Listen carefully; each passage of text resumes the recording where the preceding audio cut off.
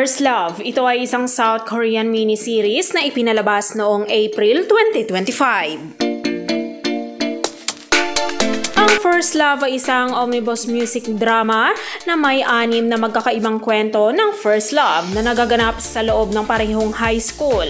Ang bawat kwento ng pag-ibig ay natatangi at makapangyarihan, puno ng mga eksenang magbibigay sa iyo ng mga kilig. Ramdam ang nervyos at pananabik habang ang mga kabataang lalaki at babae ay nahulog sa isa't isa. Kahit na ang mga digital na henerasyon ay mga helpless analog humans sa harap ng pag-ibig, walang makakaiwas sa hatid na sakit ng unang pag-ibig.